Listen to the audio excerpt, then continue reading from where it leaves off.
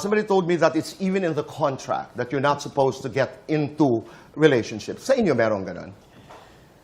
More on ano po, sinabi po sa amin na yung love ban po is for us to focus po dun sa work po talaga namin. But there is a love ban. Nagkaroon po ng certain time na merong love ban po. Pero ngayon, wala na. Ngayon po, parang 25 naman na po kami, matatanda na rin naman po. Okay. Pero Tumatanda. mas pinipili rin po namin mag-focus po sa work namin din kasi mas gusto po namin mas mag-success pa yung VGYO po eh. Alam ko, andyan si MQ, ang inyong manager. Nakaganon Hindi ako tumingin. nakaganon na po siya. Okay, pero sabihin nyo nga, first of all, let's explain, bakit wala dito si Mickey? Feeling under the weather. Oh, okay, magpagaling. Sakit po siyang Okay. Ituro nyo nga kung sino ang may girlfriend ngayon. Sige nga. Eto. Eto. Hindi nga. Eto. Sino ba? Sino nga ang may mga girlfriends? O di isa-isahin natin. Ano talaga si Nate? Jello. Okay. Do you have a girlfriend? Wala po. Oo. Ano yung talks about Alexa Ilacad?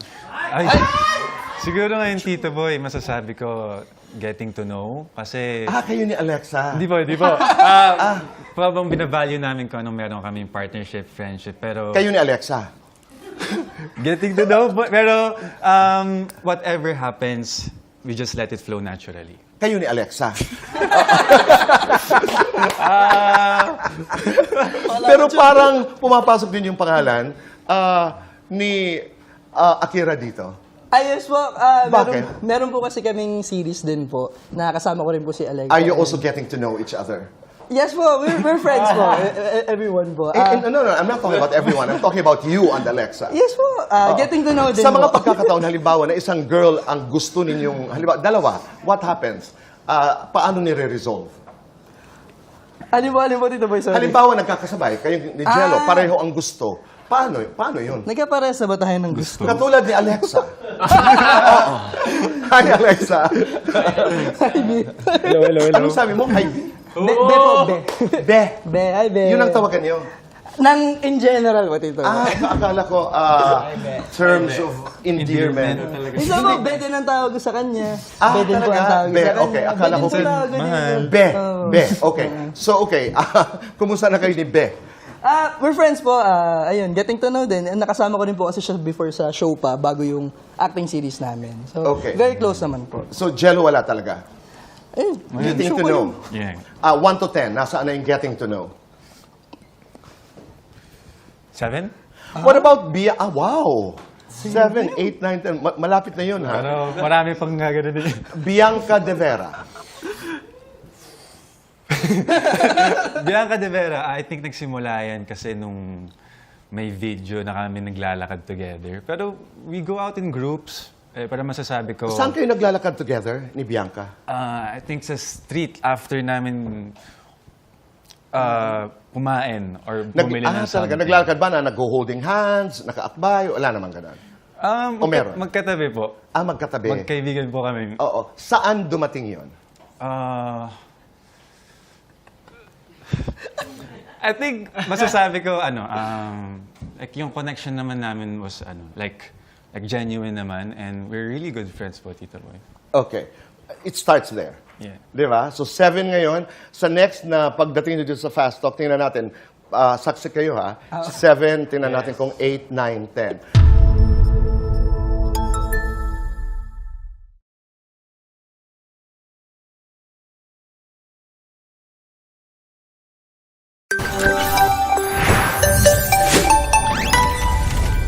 A lot of people are asking dahil nakita ka at tayo nakikiramay pa rin, patuloy tayong nagluluksa sa pagkawala ni Rene at ang kanyang kaibigan, the Nigerian Si Divine. Divine, yes. Oo, Divine.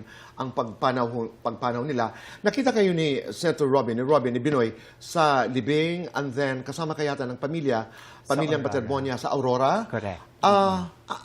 Ano ito? Are you friends? Are you involved? Ano ang kwento? Okay, so kasi si Robin, nagpunta dun sa, siguro 2 days pa lang na nandito si Bobet. Nagpunta na siya dun sa wake. Bobet is Rene. Rene. Okay. So, nagpunta na siya dun sa wake and then kinukwento niya sa akin na, alam mo, talagang awang-awa siya dun sa pamilya, plus the fact na, of course, it's a shattered dream. And alam mo, yung napakalaki ng potential ng bata. And then, nung sabi niya, pupunta ako sa sabi niya, makikipaglibing ako. Sabi ko, sasama ako.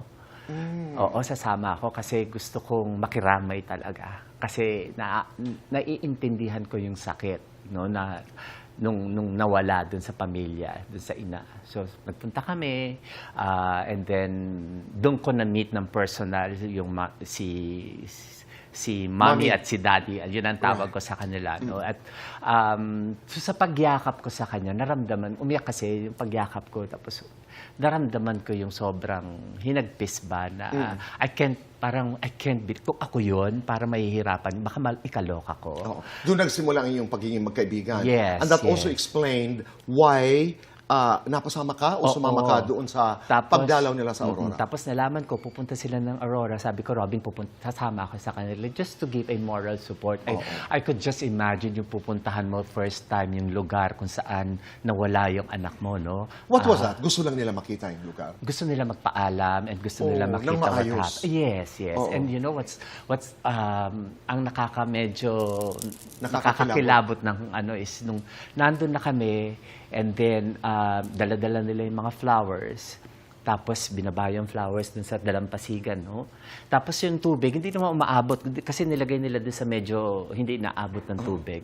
But when the mom started saying something and talking to Bobet, alam mo, biglang gumanon yung tubig dun sa mga flowers. Parang nagparamdam talaga. Tapos kinuha yung Ako naiintindihan ko yung halaga ng pagpapaalam ng maayos. Yes. Dahil sa amin, halimbawa, ako'y laking Samar, kaugalian yan na pag halimbawa pumanaw sa... At saka puntahan mo talaga kung saan Tama. nangyari, Oo. di ba? And to think, alam mo, 5 days pa lang umaalis yung bata from them. I know.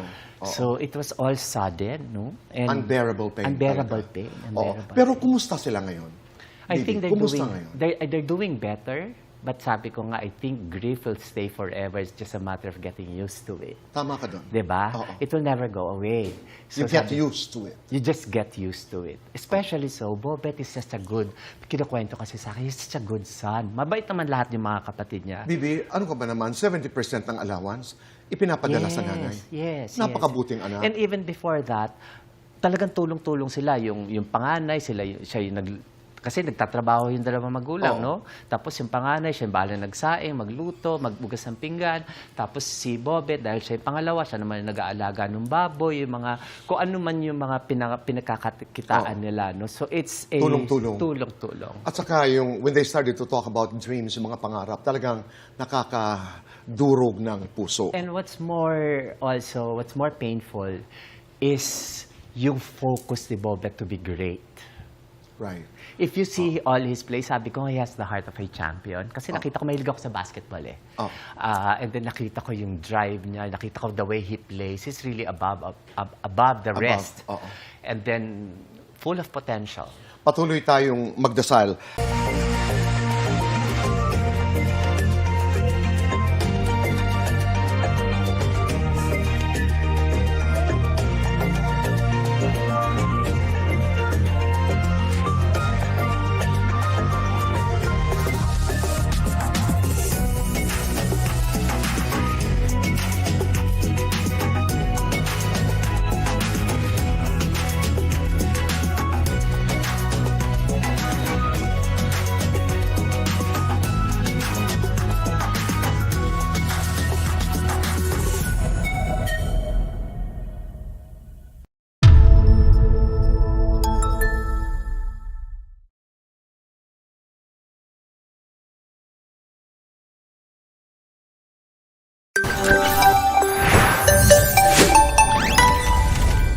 Okay. Congratulations on the people have spoken. Congratulations. So how is the experience? Still surreal. Yes. Surreal pa rin. Surreal pa rin. What makes it surreal? Kasi way back 2021, Tito Boy, I tweeted before sa X na someday magiging TV host ako. And then I'm living the dream now. So I've been doing Unang Hirit, I've been doing The People Have Spoken. My voice have been given a space sa industry. So I'm very, very, very grateful for that. And I don't think na maniniwala yung batang Joy that the older Joy is now on TV, being watched by a lot of people. Wow. Max. Diba? Surreal. Baus ikaw. Ako naman, definitely, it's a dream come true. I say that because in the last 5 years, I have been very immersed sa stand-up comedy scene, sa improv comedy scene. So, to be part of a television show wherein you are expected... On prime time. On prime time, 6:15 p.m. po tuwing Sabado, mga kapuso. Wag po natin kalimutan. Talagang isa siyang malaking milestone. So, isa siyang malaking promotion for somebody who, I've been working on this dream for a long time and it feels like, thank you, Lord, at binigay niyo po sa akin. Ganda. Oo. Take me to the moment. The very first time you realized or you were told that you were part of the show. So, I got a text from our producer na Yes, same. nasa Singapore ako nito. It was a Friday at 7 p.m. So, medyo party na medyo nakainom na. Sabi niya, hi, boss, just wanted to let you know that you got the job. Parang ako, And nakakatuwa siya because I'm sure Joy also experienced this, but I had to audition for it. It wasn't handed to us. So Yes. the fact that, we earned it, it does feel so much sweeter. True. And we were invited to audition. So that in its very sense po, very grateful na kami for you to be considered sa program na yon. Pero for you to be part of that program that you auditioned for and worked hard for, it's really like a different moment for me. So nung sinabi po sa akin na pasok ako dun sa show, parang, oh Lord, parang anong ginawa ko sa past life para ma-deserve You ko went to? back to 2021 when you actually tweeted. I manifested it! Diba? That's manifestation. And sabi nyo nga, we went through audition and the audition continues. Yes. Diba? Definitely. May Every- nagtanong sa akin every day. kahapon. Sabi ko, hindi. I still audition every day. Yes. Yes. Yeah. We audition every day. And I think that's the best way to do it. Yeah.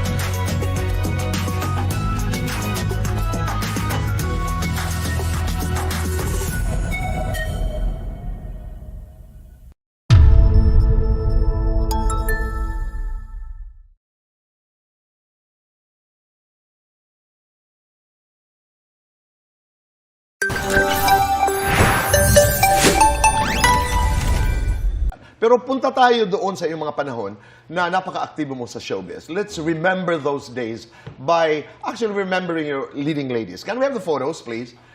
Wow. Oh, Charlie. What do you remember? Kaibigang Charlene, I love her. She's a dear friend of mine. Ano ang naalala mo kay Charlene? At saan kayo nagkatrabaho? Charlene, we did 3 movies together. Jezebel, Bridesmaid, and Ikaw Naman Ang Iiyak. Kumusta yun? Jezebel was really, really fun. Yun ang element ko. I really love the ocean. Mahilig ako sa mga boats and sa dagat. Doon ako lumaki. So when we did Jezebel, parang sabi ko, at home ako dito. Yeah. Okay. So, komportable ka. Comfortable. Tinitilian ka ng mga fans. Naalala ko yun. I know the last time we saw each other was like, what, late 90s? 1990s. Okay. Wow. Ganun medyo nakatagal yun. matagal na. Tinitilian ka ng mga fans. May naalala ka bang crazy moment with a fan? Yeah, kinurot ako. Saan? Hindi ko pwedeng sabihin kung saan, pero kinurot ako. Napaaray ka ba? Napaaray ako. As in, masakit talaga na kurot? Di ba? Ha? Medyo kumapit sa balat. Ayun. Masakit. Masakit. Oh. Masakit, Yes, oo. oh. Pero umaray ka, pero hindi ka nagalit doon sa... Nanggigil eh. Nanggigil, yes. Oo. Did you get indecent proposals during that time? May mga wala pang text nun. So, Wala may pa. mga calls na, I don't know, how do they get our number, yung mga home number. At ang sinasabi doon sa tawag ay... alam mo na. Okay. Talagang diretsa. That's yan. Ganyan. Pero hindi naman napapakilala. Usually, after a few words, they hang up. Ganyan. Okay. Kasi hinahangaan ka, hinahabol ka rin ng mga babae, ng mga gays, ng mga... lahat. You were just so gorgeous. Are you comfortable? Parang ang tagal na, hindi ko na naalala. Hindi mo na naalala? Oo. I know your wife may be eavesdropping on this conversation. Patawad It's po, okay. napapag-usapan lamang. Oh, it's okay. Is she the jealous type? Hindi naman. Hindi, Angie hindi is the jealous name, type, right? yeah. Okay. So, noong mga panahon na yun, naligawan ka ba ng bakla? Wala naman. Pero syempre, parati naman may nagpaparinig yung mga ganun dyan.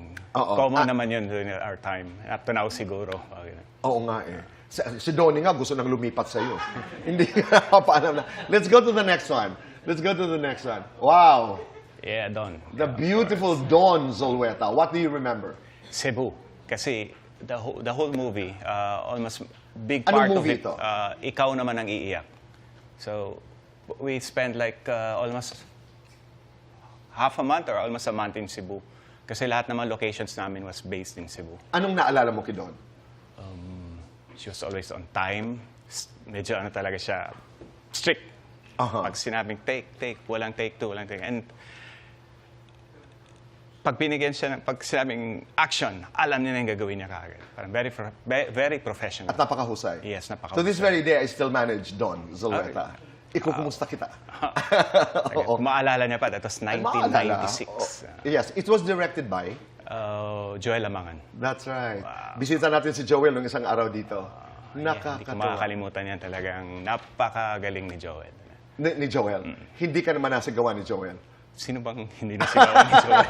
Sino ba? parang hindi ka yata nakatrabaho pag hindi ka Oh, nasigaw. yeah, Hindi ka yeah, napansin. No, but one of the most brilliant directors. Let's go to the next photo. Miss Sharon Cuneta. Like I said earlier, hindi ko makakalimutan yung Jezebel, yung element ko, yung dagat and everything. Pero to work with Sharon Cuneta, yung Tita Shawi, 80s Shawi, 90s Shawi, and then isang araw katrabaho mo siya, parang hindi mo alam, yung feeling na hindi mo alam anong gagawin mo, baka pumalpak ako and everything. Ganun. So, it was something na hindi mo makakalimutan. Surreal. Oo. Di ba? May niligawan ka? May tumawid sa pagiging professional na relasyon into a romantic relationship? Wala naman. Wala. Safe tayo.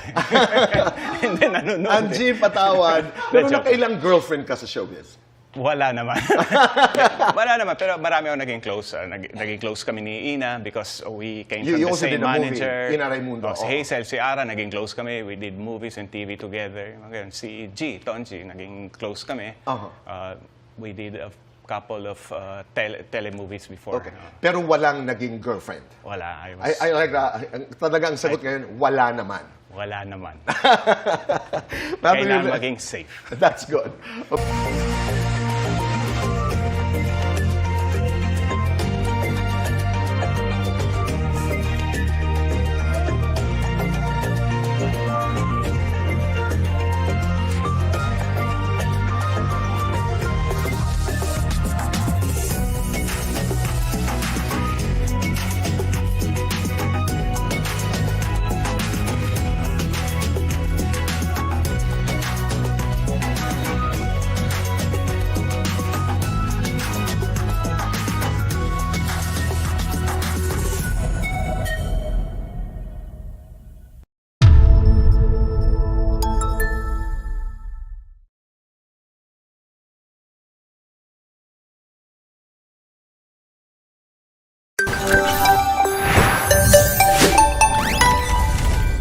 Pagkatapos ng maraming, di naman napakarami, but, a couple of heartbreaks.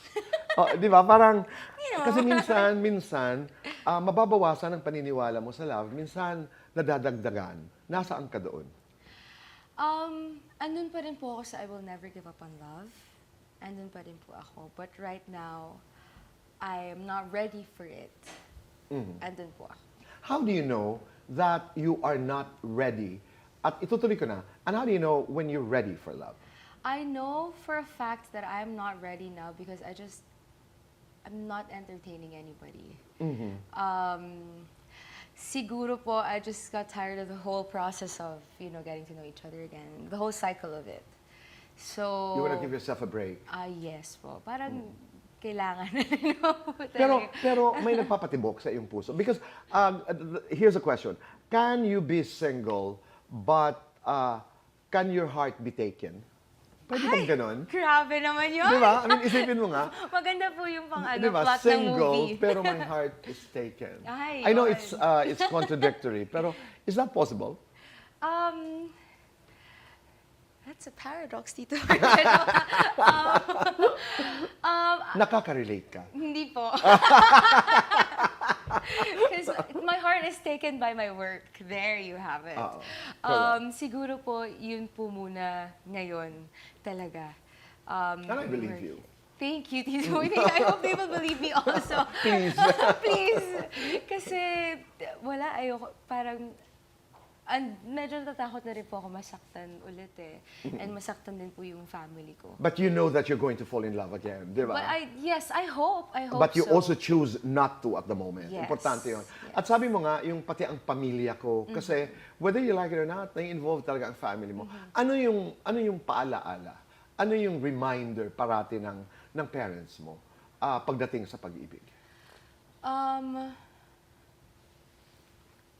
Huwag magmadali.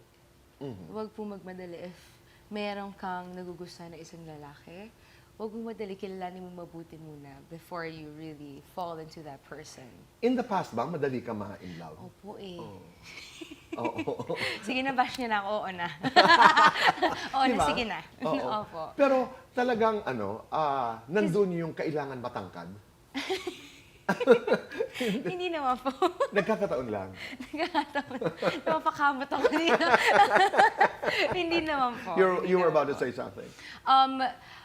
Kaya siguro po mabilis akong ma-in love or just to give love that easily is because I feel like I have just too much love to give.